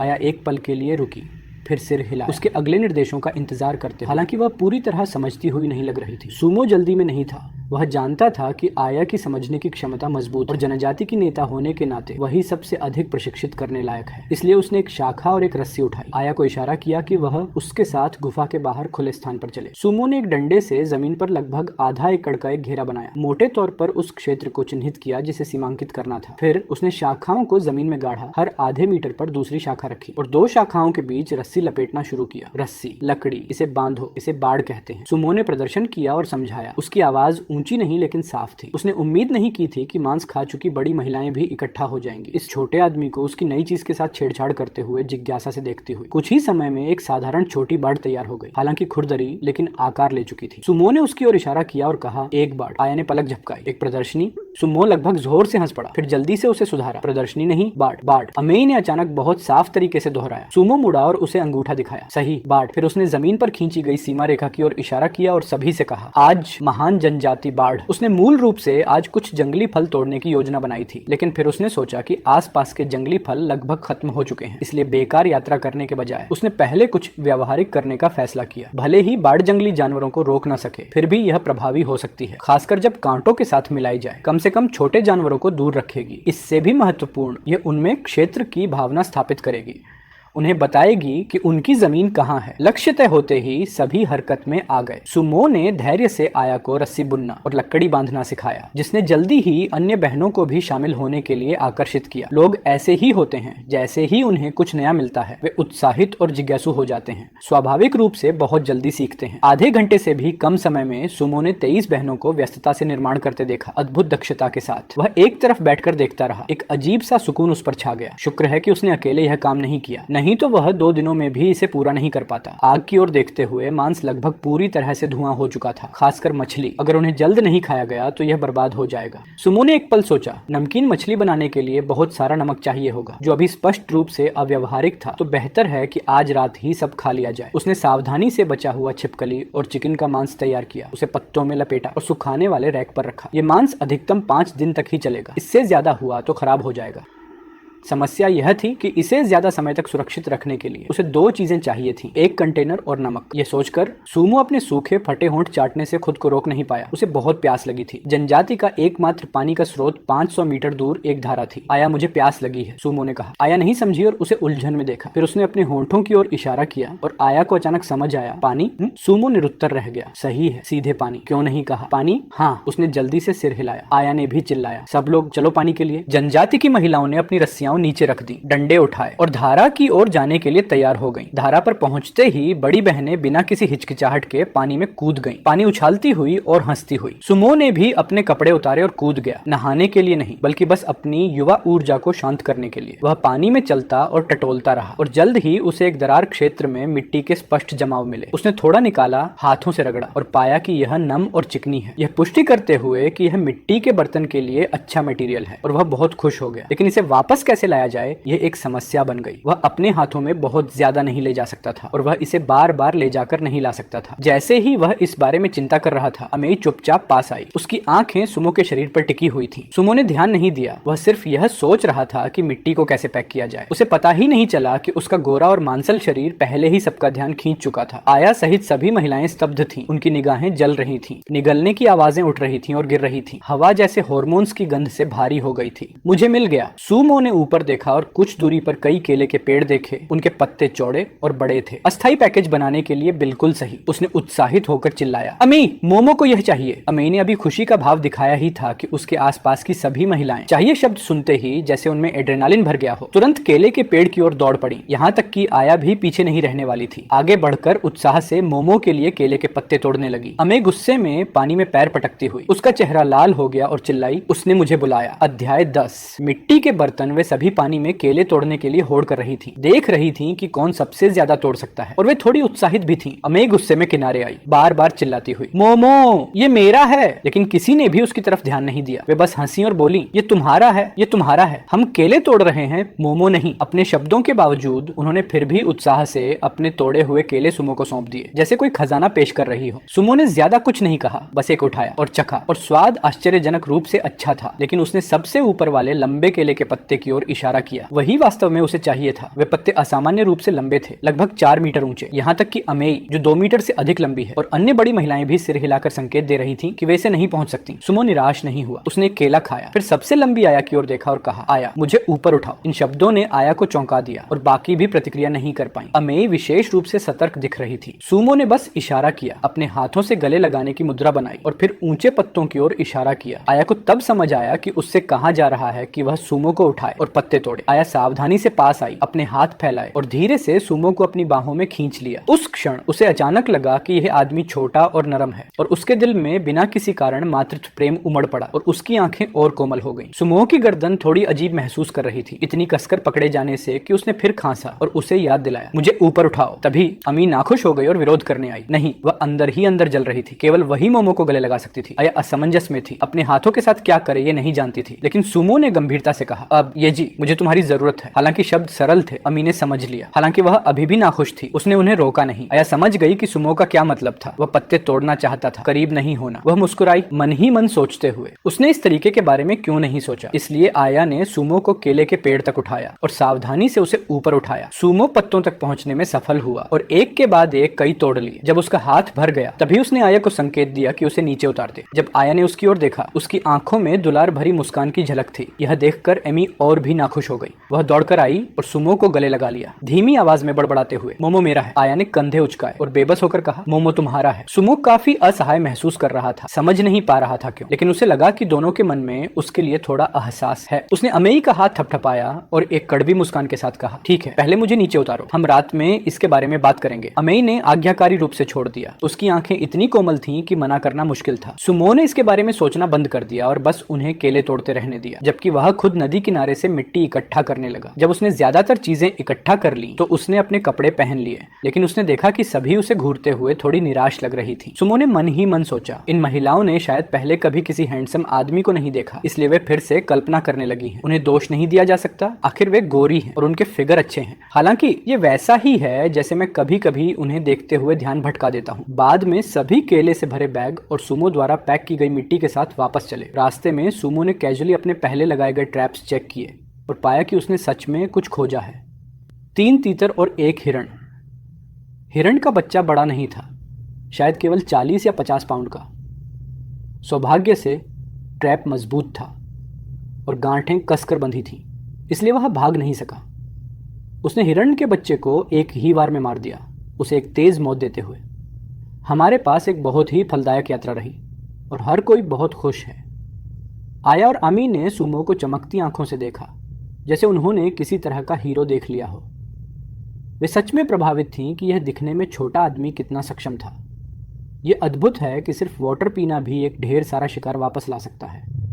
सुमो ने उनकी प्रशंसा को नोटिस किया और मुस्कुराए बिना नहीं रह सका। असल में अगर तुम इसे सीख लो तो तुम मुझसे भी बेहतर कर सकते हो। वह जो कह रहा था उसमें गंभीर था। आखिरकार वह ज्ञान और अनुभव लेकर आया था जो उसने अपने स्थानांतरण से पहले जमा किया था। साथ ही उसके पास बहुत सारे संसाधन थे, इसलिए वह इतना शक्तिशाली लग रहा था। अगर हम उन्हें ये स्किल्स सिखाएं तो वे भविष्य में अपने दम पर खड़े हो सकेंगे। लेकिन अभी सबसे महत्वपूर्ण चीज अभी भी पोट्री बनाना है। सुमो ने आया और दूसरों को फेंस बनाना जारी रखने के लिए निर्देश दिया, जबकि वह जमीन पर बैठकर थोड़ी देर के लिए मिट्टी के ढेर को खाली नजरों से घूरता रहा। उसने जल्दी से पोट्री बनाने के तरीकों को याद किया, अशुद्धियों को हटाना, आकार देना, हवा में सुखाना और पकाना। तो उसने काम शुरू किया जैसे जब वह बच्चा था और कीचड़ से खेलता था, धीरे धीरे कंकड़ और बजरी निकालते हुए, सिर्फ सबसे शुद्ध मिट्टी छोड़ते हुए। पानी मिलाने और उसे मिलाने के बाद सुमो ने धीरे धीरे केटल को आकार देना शुरू किया, उसे थोड़ा थोड़ा करके जमा करते हुए। दोपहर में आया और उसके दोस्तों ने फेंस बनाना खत्म कर दिया। लोगों का एक समूह जमीन पर गिर पड़ा, थक कर चूर। सुमो को अभी भी गंभीरता से कीचड़ से खेलते हुए देखते हुए उन्हें अचानक याद आया कि वे अपने कबीले में छोटे थे तब अक्सर ये खेल खेलते थे, लेकिन अब सुमो को देखते हुए वह थोड़ा अलग लगता है। वह खेल नहीं रहा था, वह कुछ बहुत महत्वपूर्ण कर रहा था। जब सुमो ने आखिरी केटल बनाना खत्म किया, उसने संतोष की सांस ली और 5 सिरेमिक केटल्स को एक अच्छी तरह हवादार जगह में हवा में सूखने के लिए रख दिया। जब यह सूख जाएगा तब इसे पकाया जा सकता है। जैसे ही सांझ ढली, सुमो ने आया को पुकारा, आया कीचड़ में खोदो। आया एक पल के लिए स्तब्ध रह गई, लेकिन सुमो ने अपने बैकपैक से एक छोटा शवल निकाला और एक ही फावड़े से जमीन को उलट पुलट कर दिया। ये टूल बस कमाल है। सभी बड़ी औरतें दंग रह गईं। फिर सुमो ने एक लकड़ी की छड़ी से इशारा किया, सबको कीचड़ इकट्ठा करने के लिए निर्देश दिया। हालांकि हर कोई थका हुआ था, फिर भी उन्होंने यह किया। सुमो चीजों को जल्दी नहीं करना चाहता था, लेकिन उसे जितनी जल्दी हो सके किल्न बनाना था। अगर पोट्री सूख जाए लेकिन उसे पकाने के लिए किल्न न हो तो पहले किया गया सब कुछ बेकार हो जाएगा। इसके अलावा किल्न का यूज मांस भूनने के लिए किया जा सकता है और शायद आयरन गलाने के लिए भी। इन विचारों के साथ सुमो ऊर्जा से भरा हुआ था, लगातार खोदता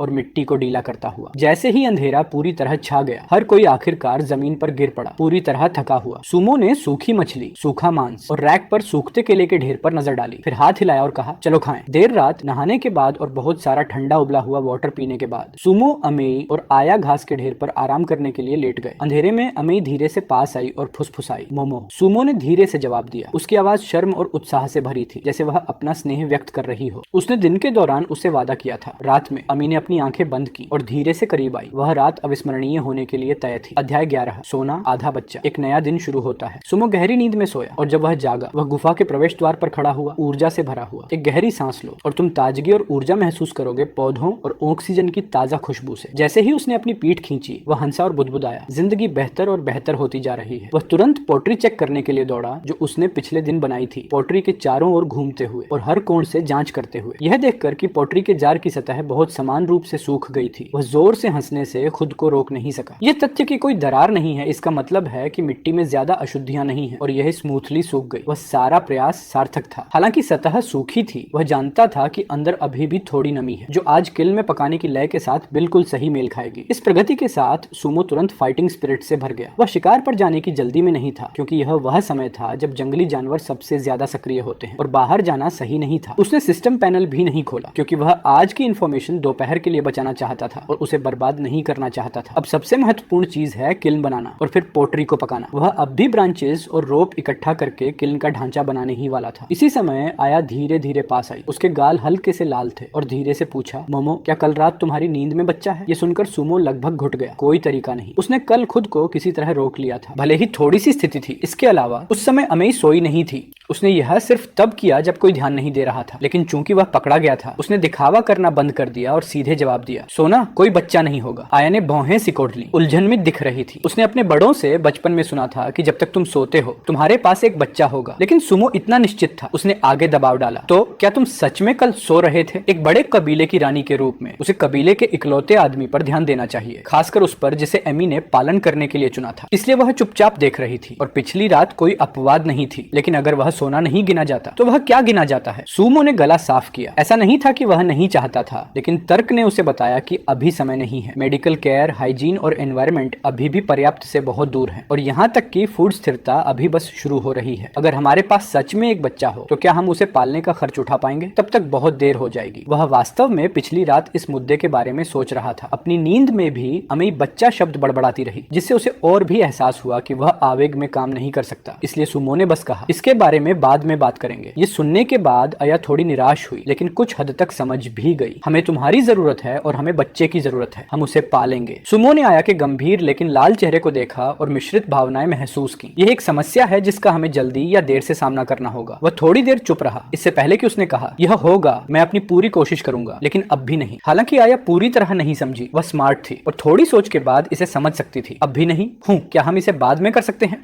हूँ। उसकी प्रतिक्रिया देखकर सुमो आह भरने से खुद को रोक नहीं सका। यह लड़की सच में स्मार्ट है। जैसे ही उसने सोचा कि बातचीत खत्म हो गई,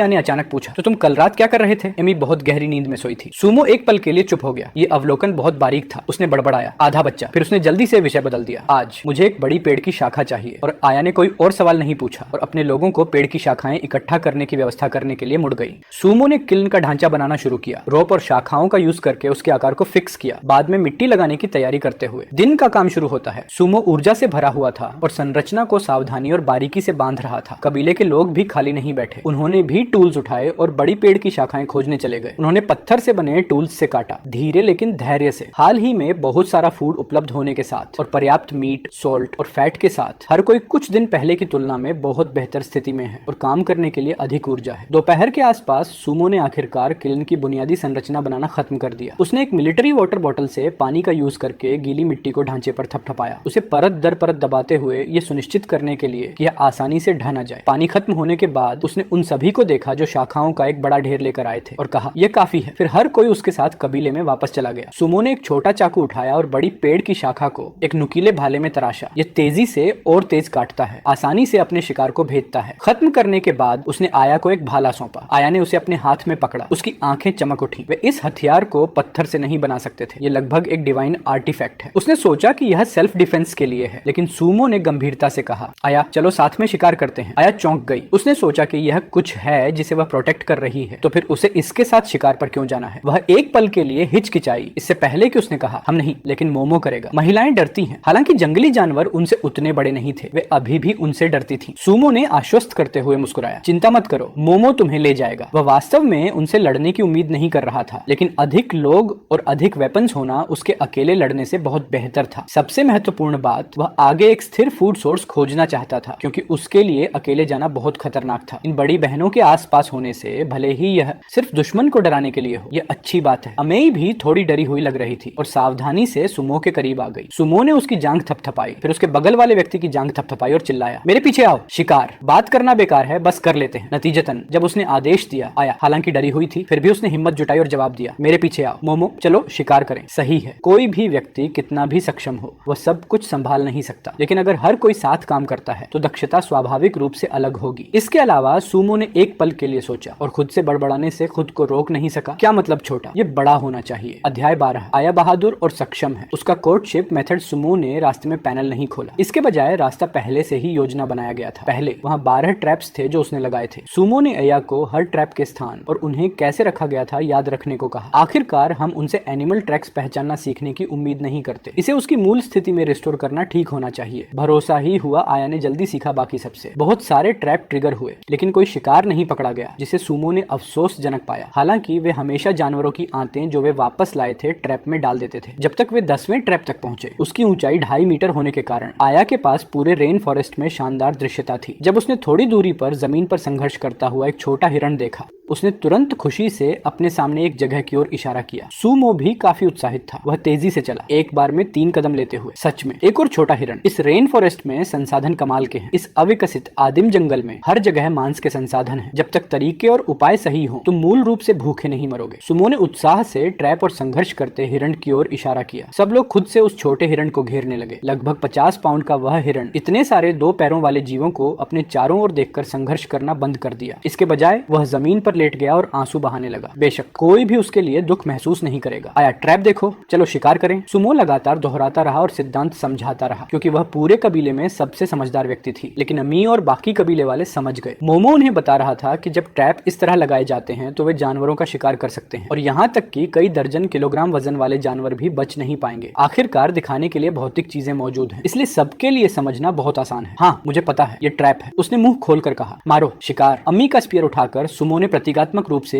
एक बार उसे घोंपा, उसके दिल को निशाना बनाते हुए। ये क्रिया भी समझना आसान है। आया थोड़ी नर्वस थी, लेकिन सुमो को यह काफी मजेदार लगा। आखिरकार वह 2.5 मीटर लंबी है, सुडौल और आकर्षक, और इस पल वह एक नाजुक परिपक्व महिला जैसी लग रही थी, जो एक मजबूत विरोधाभास है। एक पल की खामोशी के बाद आया ने कहा, पकड़ो, मैं करूंगी, चलो शिकार करें। उसने हिम्मत जुटाई। ये पहली बार था जब उसने इस आकार के शिकार का सामना किया था। बाकी कबीले वाले भी हिरण के अंगों को पकड़े हुए थे, थोड़े तनाव में। कबीले में वयस्क होने से पहले वे सबसे ज्यादा भोजन तैयारी से जुड़े काम करते हैं, या वे हल्के कामों में मदद करते हैं, जैसे निर्माण, खाल उतारना या इकट्ठा करना। उन्होंने कभी अपने शिकार को मारने का अनुभव नहीं किया था, इसलिए इतने बड़े होकर भी उन्हें शिकार के बारे में बिल्कुल ज्ञान नहीं था। सुमो समझ सकता था, आखिरकार उसकी दुनिया में भी कुछ लोग मुर्गी तक मारने की हिम्मत नहीं करते। कई दर्जन किलोग्राम वजन वाले हिरण की तो बात ही छोड़ो। आया तैयार थी। उसने अपना स्पीयर निशाना बनाया, फिर आगे झपटी और जोर से उसे हिरण की गर्दन में घोंप दिया।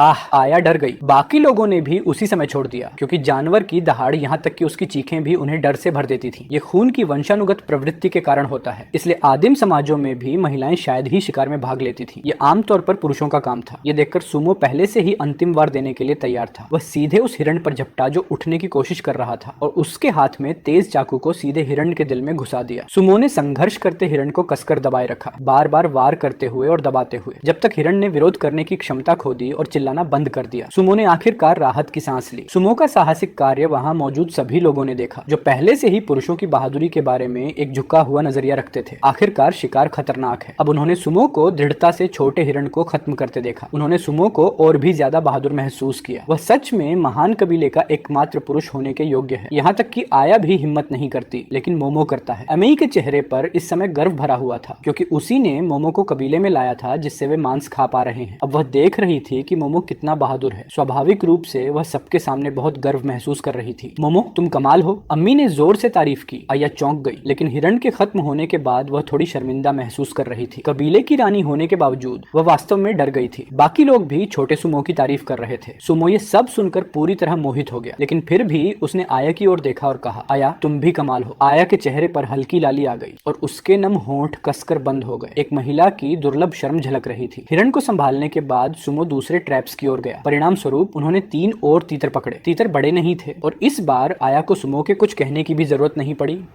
उसने बस दोनों तीतरों के पंख पकड़ लिए और उन्हें कसकर अपने हाथ में थाम लिया। बाकी लोगों को तीतरों से कोई डर नहीं था, और उन्होंने स्वाभाविक रूप से उन्हें पकड़ना सीख लिया।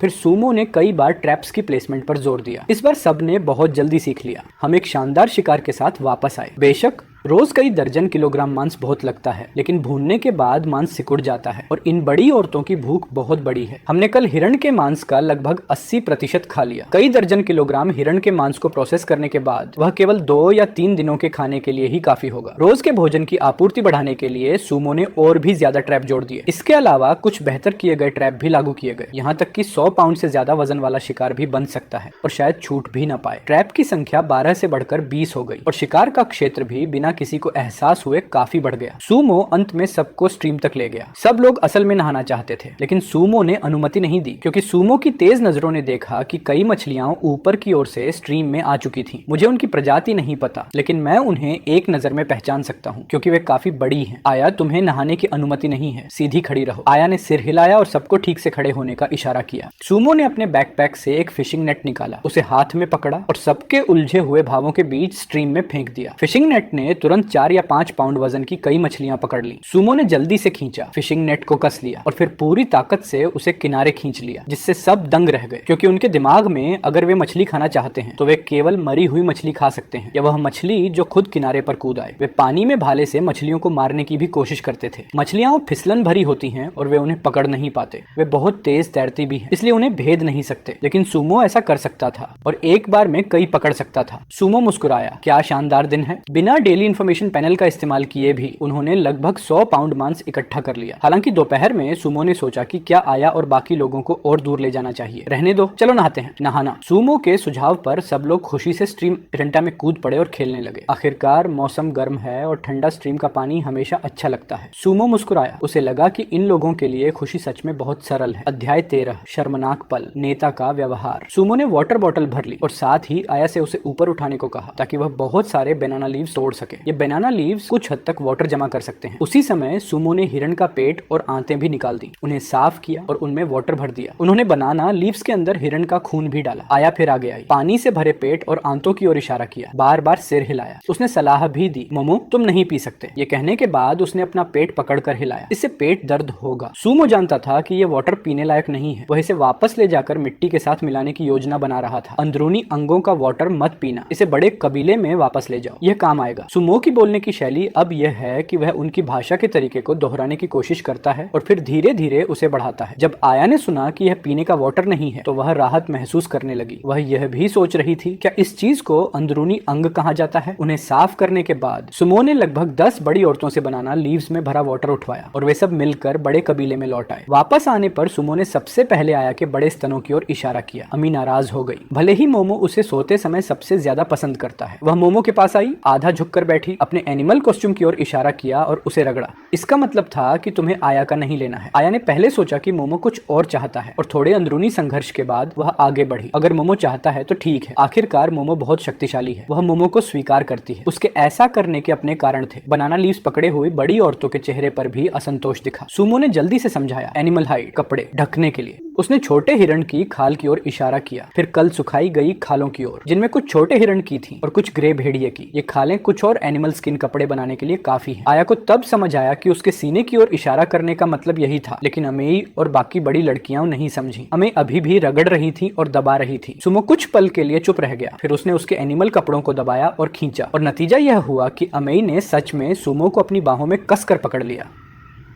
सुमो एक पल के लिए एनिमल कॉस्ट्यूम के अंदर रुक गया, स्वाभाविक रूप से अपना मुंह खोला, लेकिन जल्दी से उसे ढक लिया। जोर देकर कहा, एनिमल कॉस्ट्यूम, एनिमल कॉस्ट्यूम। यह देखकर आया ने बीच में कहा, अमी तुम बहुत शर्मनाक हो। शर्मनाक? ये सुनते ही कि यह शर्मनाक है, बड़ी महिलाओं ने आखिरकार समझ लिया और उनके भाव थोड़ा अजीब हो गए। अमेई वहीं स्तब्ध रह गई और फिर मोमो की ओर देखा। मेरा मतलब यह नहीं है कि मैं चाहती हूं, मेरा मतलब है कि मैं एक सेक्सी एनिमल कॉस्ट्यूम पहनना चाहती हूं। उसने तुरंत शर्म से अपना सिर झुका लिया, सोचते हुए कि आया उसका आदमी छीनने की कोशिश कर रही थी, इसलिए उसने पूरी ताकत लगा दी, लेकिन ऐसा नहीं निकला। यह एक गड़बड़ है। सूमो ने एमी के बदलाव को देखा और उसे समझ नहीं आया कि हंसे या रोए। उसने हाथ बढ़ाकर एमी की एनिमल स्किन को ठीक किया, फिर पीछे जाकर उसे फिर से बांधने में मदद की। फिर उसने फुसफुसाकर कहा, आज रात हम साथ सोएंगे और मैं तुम्हें एक हग दूंगा। अमी ने फिर अपना सिर उठाया, अपने होंठ सिकोड़ते हुए सुमो को देखा। उसके मासूम चेहरे पर बसंत जैसी लालिमा झलक रही थी। आया और बड़ी महिलाएं एनिमल स्किन बनाने में प्रोफेशनल थीं। सूमो ने जानवरों की खाल उतारने के बाद उन्हें प्रोसेस करने के लिए उन्हें दे दिया, जबकि वह खुद सोच रहा था, हमें कोई रेशम के कीड़े या रमी पौधे क्यों नहीं दिखे।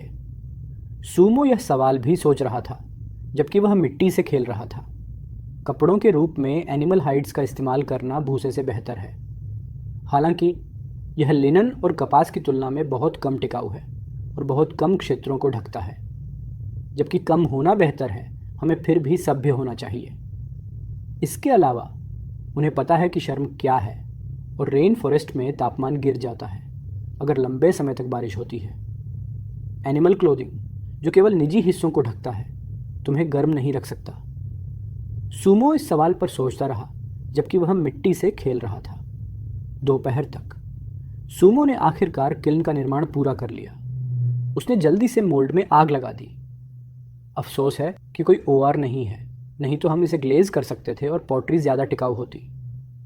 सूमो ने किल्न के अंदर एक बड़ी आग जलाई और फिर उत्साह से 5 सिरेमिक वाटर जग्स को अंदर फायर करने के लिए रख दिया। इस प्रक्रिया के लिए लगातार निरीक्षण की जरूरत होती है और इसे लगभग 2 दिनों तक बनाए रखना पड़ता है। फिर तुम्हें इसे बाहर निकालकर ठंडा होने देना होता है और फायर पावर को हर समय बनाए रखना चाहिए। यही कारण है कि सूमो ने सभी को इतने सारे ट्री ब्रांचेस इकट्ठा करने को कहा, तभी वह पोट्री बना सके जो वाटर और यहाँ तक कि फूड भी स्टोर कर सके ताकि इसे ज्यादा समय तक रखा जा सके। हालांकि अभी भी लगभग 3 या 4 घंटे हैं अंधेरा होने तक। सूमो ने आज अभी तक पैनल खोलकर इंटेलिजेंस चेक नहीं किया है। वह फायरवुड डालते समय कंट्रोल पैनल की ओर देखने से खुद को रोक नहीं पाया। आज की इंफॉर्मेशन इस प्रकार है। Current location and intelligence gathered today. 3 kilometre पूर्व में एक वाइल्ड बोर है जो लड़ाई में मर गया। डोमे स्ट्रीम के उत्तर पूर्व में 1 किलोमीटर ग्रे वुल्फ्स हैं जिन्हें वुल्फ पैक ने छोड़ दिया है। 3 उत्तर पश्चिम में 900 मीटर डेंस फॉरेस्ट के भीतर इसके पास जाने से निश्चित रूप से परिणाम मिलेगा। 4 दक्षिण पश्चिम में 3 किलोमीटर। अभी आगे बढ़ो और तुम्हें एक गंभीर रूप से घायल सेबर टूथ टाइगर मिलेगा। 5 तुम्हारे लगाए गए 20 ट्रैप्स में से 12 पहले ही सक्रिय हो चुके हैं। 6 आया सोच रही है अगर तुम एमी के साथ सोना चाहो तो क्या एमी गुस्सा होगी। 7 एमी आज ज्यादा सोना चाहती है और ज्यादा हिलना डुलना चाहती है। सुमो खुद को रोक नहीं पाया और आया की ओर देखा जो खुशी से एक छोटे नाइफ से वेनिसन प्रोसेस कर रही थी। उसे सच में ये नाइफ पसंद था। इसे काटना बहुत आसान हो गया था। फिर उसने अम्मी की ओर देखा। उसने नोटिस किया कि अम्मी भी उसे देख रही थी। उसके चेहरे पर साफ लालिमा थी और उसकी आंखों में एक हल्की सी आकर्षण भी थी। ये बहुत सीधा था, बिना किसी घुमाव के। फिर सूमो ने एमी की ओर मुस्कुराया और एमी शर्माते हुए अपना सिर मोड़कर वेनिसन को स्क्यूअर्स पर लगाने लगी। तुम अम्मी। सूमो कुछ पल के लिए निरुत्तर हो गया। फिर उसने बाकी इंफॉर्मेशन की ओर देखा। वे सभी काफी दूर हैं और वहां जाना ज्यादा सुरक्षित नहीं है। तीसरे बिंदु के अलावा अगर सूमो को सही याद है यह कल की भी एक इंफॉर्मेशन थी, तो क्या यह इंफॉर्मेशन पुरानी नहीं है। 3 उत्तर पश्चिम में 900 मीटर डेंस फॉरेस्ट के भीतर इसके पास जाने से निश्चित रूप से परिणाम मिलेगा। 900 मीटर थोड़ा दूर है लेकिन बहुत ज्यादा दूर नहीं। क्या हमें इसे ट्राई करना चाहिए और देखना चाहिए कि हमें क्या मिलता है। सूमो इस पर विचार कर रहा था और साथ ही फूड प्रोसेस करने की कतार में भी शामिल हो गया। उसने कुशलता से फिश बोन्स को निकाला और तोड़ा, फिर उन्हें एक तरफ रख दिया। फिश बोन्स को नीडल्स और थ्रेड के रूप में या यहाँ तक कि फिशिंग हुक्स के रूप में इस्तेमाल किया जा सकता है। अगर तुम उन्हें बचाकर रखो तो वे हमेशा काम आते हैं। फिर डियर बोन्स भी उपयोगी थे। उसने आया से कहा कि वह सावधानी से हड्डियों से मांस निकाल दे, जबकि स्केलेटन को सुखाने के लिए छोड़ दिया गया। यह हथियार के रूप में उपयोग के लिए और बोन ब्लेड के रूप में भी उपयुक्त है, केवल मोमो। आया ने सूमो से कहा। सूमो ने सहमति में आवाज निकाली। फिर आया के पीछे खड़ी बड़ी महिलाओं को नोटिस किया जिनके हाथों में लोटसेस थे। डियर एंट्रेल्स के अलावा लोटसेस में भी कुछ ऐसा था जो किडनीज जैसा दिखता था। डियर को यंग प्रकृति का माना जाता है। उनके इंटरनल ऑर्गन्स खाने से न केवल ट्रेस एलिमेंट्स की पूर्ति हो सकती है बल्कि खांसी को भी बढ़ा सकता है। सूमो के चेहरे पर एक अजीब सा भाव था।